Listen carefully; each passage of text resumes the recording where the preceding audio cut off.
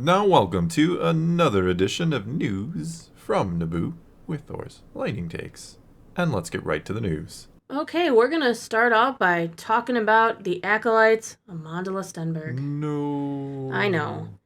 She just got cast in Blood and Bone. Oh, they're actually making that now. Yes, the Children of Blood and Bone is the upcoming film. And she is going to be playing Princess Amari. Princess Amari was described in the books as being dark-skinned African, which Amandla is not exactly dark like they describe in the book. Sure, okay. And so she's got a controversy around colorism, because she has now been accused of taking jobs from African American women. So, of course, she did the most responsible thing she could ever do, and what she loves to do. She went on TikTok or X or whatever, I think it was TikTok, to do a 9-minute video. Wow. Complaining. No dancing this time? No dancing this time. Okay. Complaining because she's talks about things like her privilege regarding past roles, that she turned down opportunities in films like Black Panther. Really? Yes, but she also, stands up for herself saying, I'm not the one doing the casting. People want me for this role. I'm being hired for this role. So she's saying, and I actually can think agree that's with a fair response. Yeah, that is a very that's fair actually a good response. response. I mean, when you're doing a adaptation of a book and stuff, you don't always have to be 100% true to descriptions of characters. Would I like that to be the case of books I'm reading and books I love? Absolutely.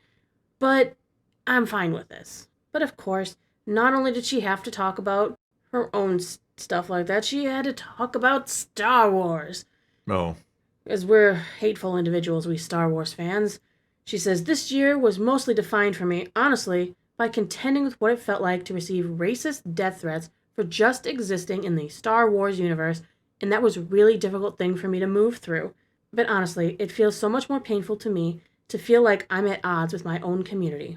I want everyone to know that this is important to me, and I think about it with every choice that I make. I would never navigate my career blindly, not thinking about my skin tone or a space I occupy. I would never go after a role I didn't feel was right for me. I want to see all skin tones represented in media. I know that colorism is an insidious system that relentlessly impacts every facet of entertainment. First of all, I certainly do not condone anybody who sent her death threats or did actually make any racist comments towards her. But I would say the majority of people who had an issue with her just didn't like the show, might not have even been about her. And then, of course, there was the song and the dance and another video. And yes, with the vitriol, yes. Yeah, yes. And I understand. I think she has the right to speak and say what she wants to say.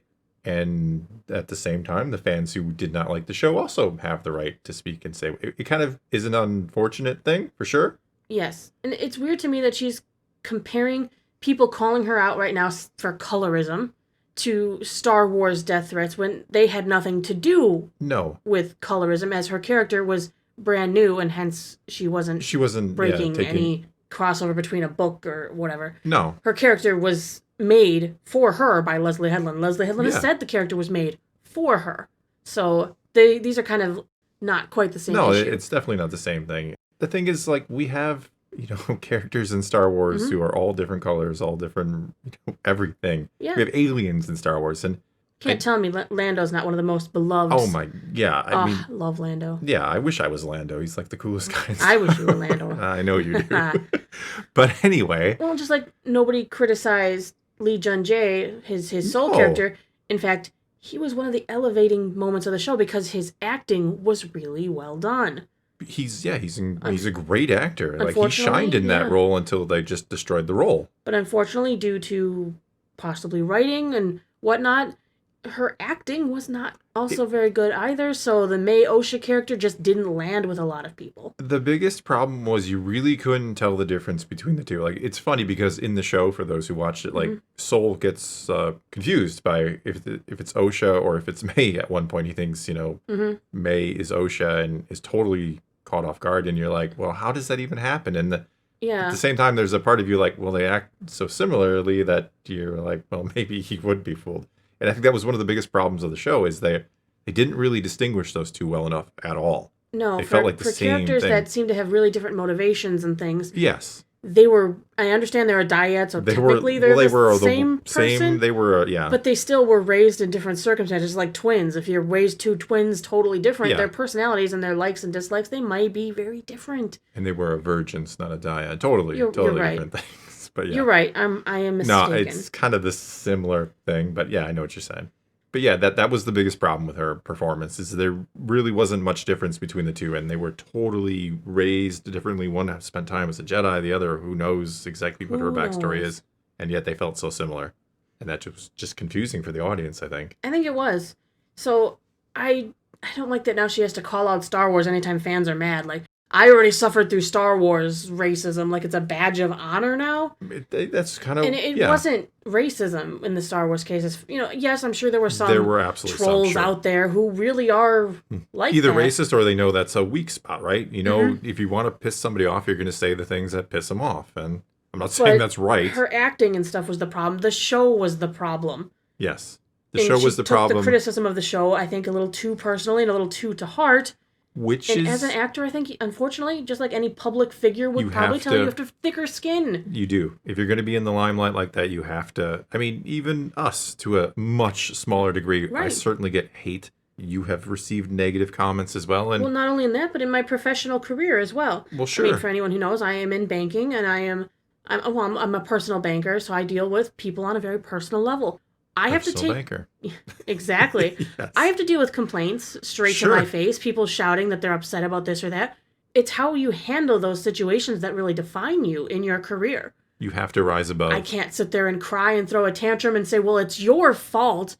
No, I have to take responsibility and I explain things. Never lower yourself. Mm-hmm. You always have to rise above and stay. Once you crumble, once you fall, there's the weak spot, and there you're going to get attacked. Yeah. So you have to come at it from a point of humility, a point of honor, and do your best. And we're all human. We're all going to have our moments where we do and say dumb things or stumble and fall, certainly. But when you take the time to make a video and write a song and do all those things, and then challenge people to make a dancey video back. Yeah, she did. She did ask for the responses, and she got them. She was down in the mud slinging it with everyone else. Yeah, and you can't do that. You have to hold yourself above, because you, whether you like it or not, as a public figure or as an actor, you're somebody's role model.